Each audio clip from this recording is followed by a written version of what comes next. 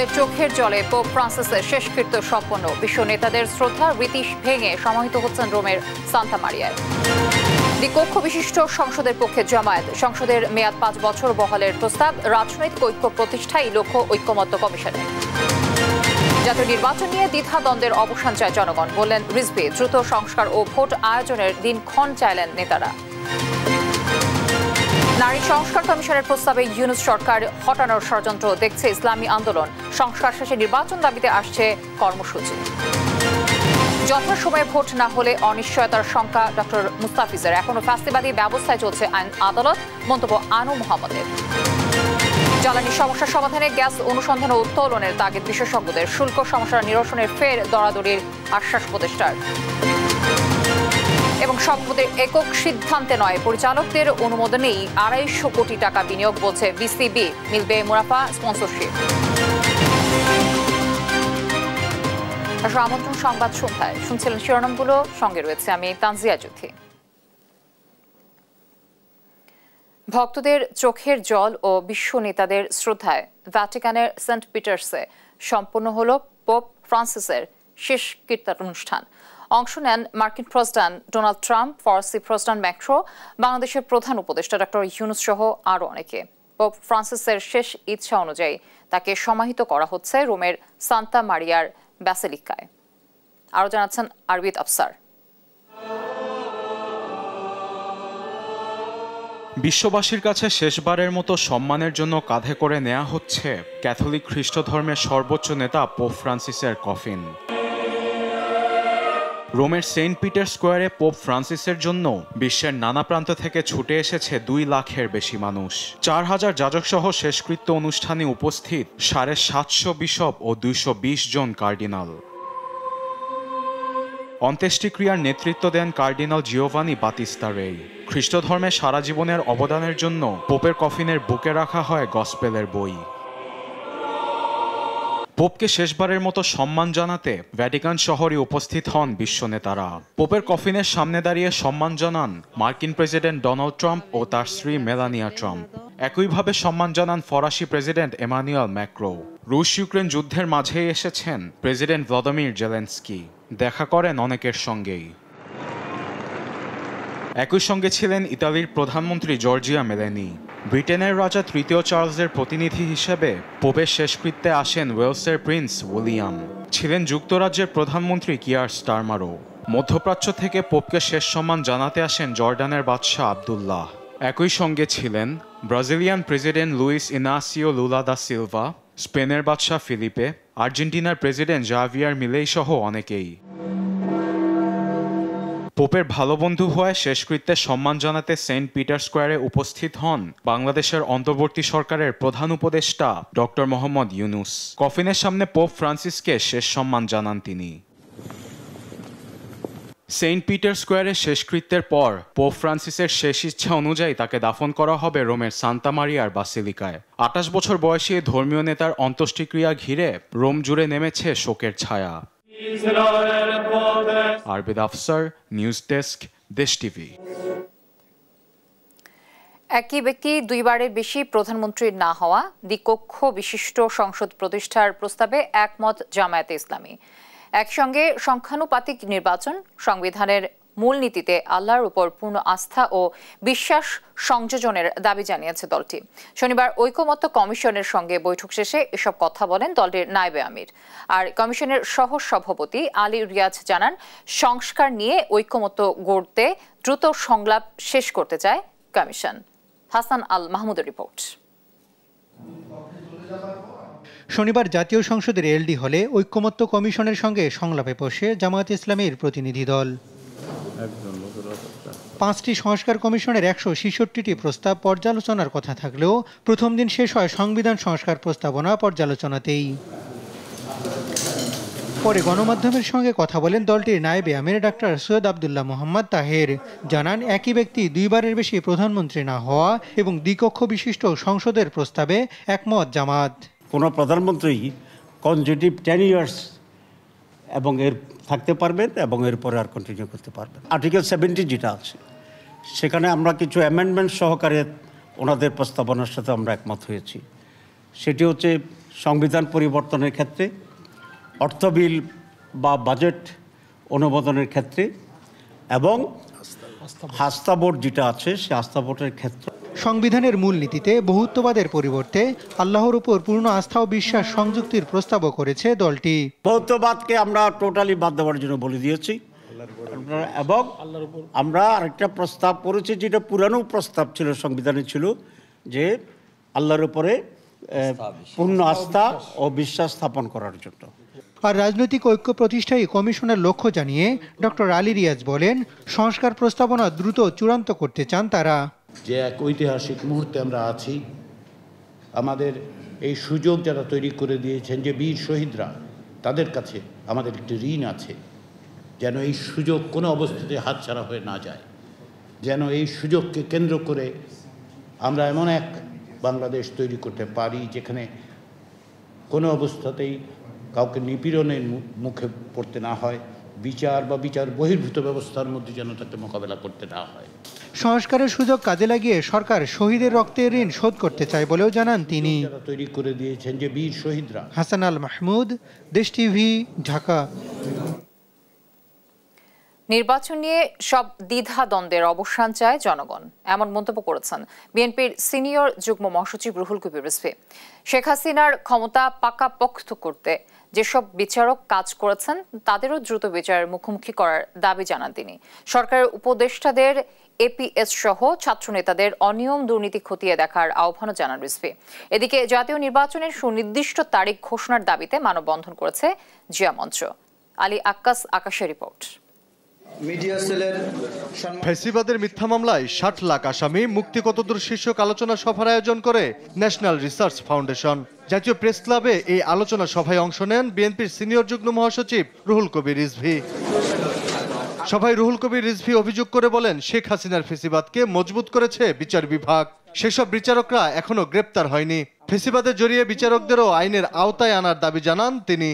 যারা এই ফ্যাসিজমকে প্রতিষ্ঠিত করতে সাহায্য করেছেন তার মধ্যে অন্যতম হচ্ছে আদালত, তাহলে সেই বিচারকরা কেন শাস্তির আওতায় আসবে না?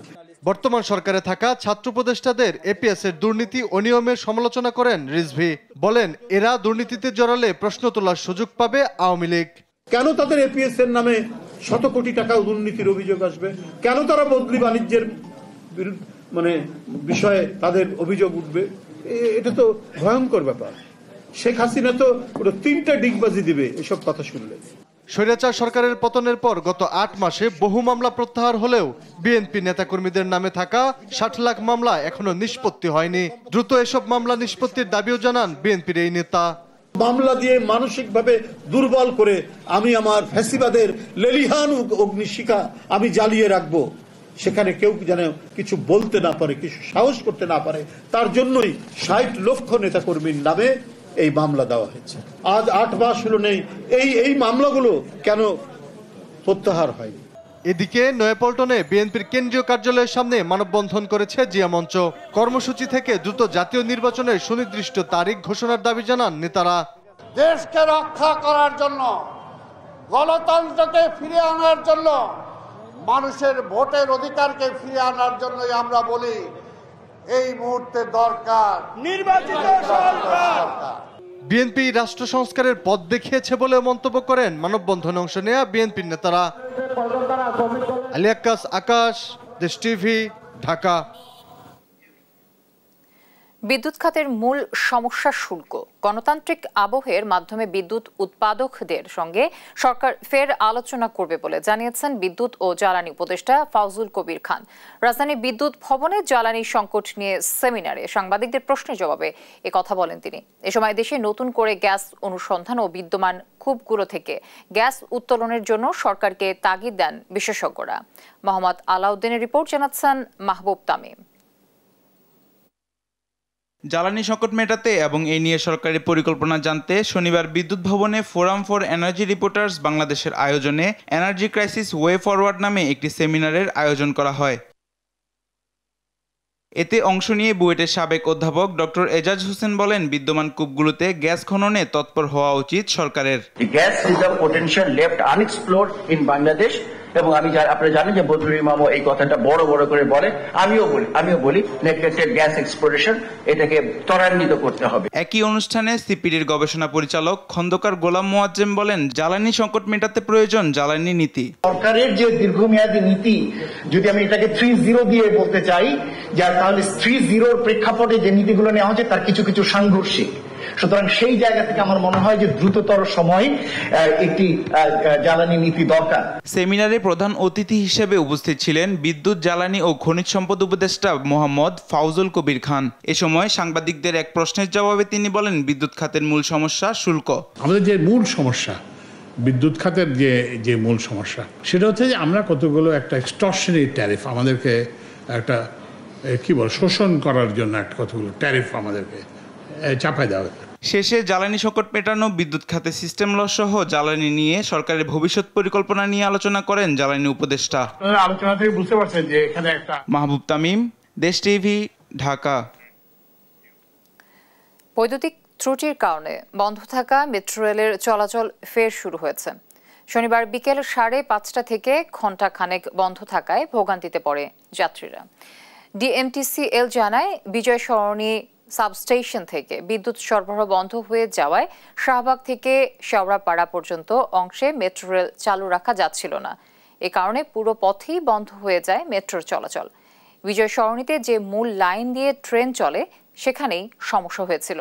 বিদ্যুৎ সংযোগ পুনঃস্থাপিত হওয়ায় 6:30 পরে পুনরায় চালু হয়েছে মেট্রো রেলের চলাচল।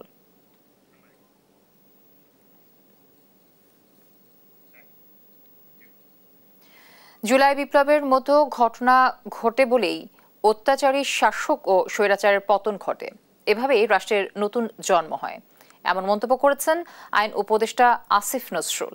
সকালে রাজধানীর পূর্বাঞ্চলে বাংলাদেশ চীন ফ্রেন্ডশিপ এক্সিবিশন সেন্টারে দ্য ডেইলি স্টার HSBC 24-এর 24তম ও এবং এ লেভেল অ্যাওয়ার্ড প্রদান অনুষ্ঠানে এ কথা বলেন তিনি। এ সময় দেশের জন্য সবাইকে কাজ করার আহ্বান জানান উপদেষ্টা। এবারের আয়োজনে 2391 জন শিক্ষার্থীকে সাধারণ পুরস্কার তুলে দেয়া হয়। এর মধ্যে 176 জনকে বিশ্বসেরা ও দেশ সেরা সম্মাননা এবং 6 শিক্ষার্থীকে সর্বোচ্চ কৃতিত্বের স্বীকৃতি দেওয়া হয়। অনুষ্ঠানে পরিবেশ উপদেষ্টা সৈয়দা রিজওয়ানা হাসান, 10 মিনিট স্কুলের প্রতিষ্ঠাতা ও সিইও আইমান সাদিক, শিখর প্রতিষ্ঠাতা ও সিইও শাহির চৌধুরী সহ অন্যান্যরা বক্তব্য রাখেন। আমার কাছে মনে হয়েছে যে মানুষের স্বপ্ন কি, মানুষ কি জন্য বাঁচে, এই যে অন্যের জন্য এইভাবে চিন্তা করার ক্ষমতা, এই জন্য দেশের জন্য নিজের লাইফ স্যাক্রিফাইস করার মতো একটা অ্যাটিটিউড, এটা একটা মানুষকে অনেক বড় করে তোলে। এই ধরনের ঘটনা ইতিহাসে ঘটে দেখেই নতুন নতুন রাষ্ট্রের জন্ম নেয়, রাজতন্ত্রের পতন ঘটে, স্বৈরাচারের পতন ঘটে।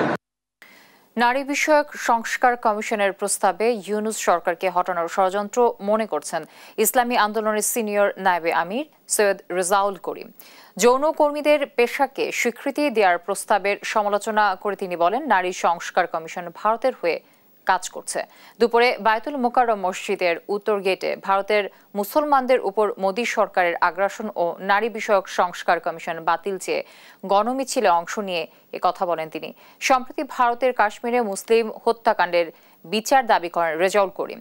সংস্কার শেষ করেই নির্বাচনের দাবি জানিয়ে দ্রুতই মার্চ ফর ঢাকা কর্মসূচি আসছে বলেও জানান তিনি।